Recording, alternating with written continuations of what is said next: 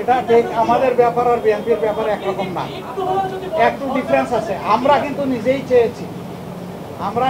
চেয়েছি এবং টাইমটা ফিক্স আপ হয়েছে। কালকে আপনারা সংবাদ মাধ্যমে এটা অলরেডি জানতে পেরেছেন।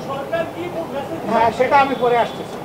ওনার দাওয়াত আমরা পেয়েছি, এটা অস্বীকার করবো না, কিন্তু এর আগে আমরাই চেয়েছি এবং আমাদের চাওয়ার প্রেক্ষিতেই আজকে সন্ধ্যা 6টায় এই সময়টা নির্ধারিত হয়েছিল। আমাদের অন্য একটা দলীয় কর্মসূচি থাকার কারণে আমরাই চেয়েছিলাম যে আমাদেরকে আরও 2 ঘন্টা পিছিয়ে দেওয়া হোক।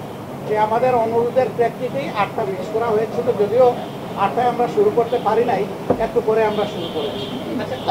এইটুকুই বলেছেন, দেশ আমাদের সবার।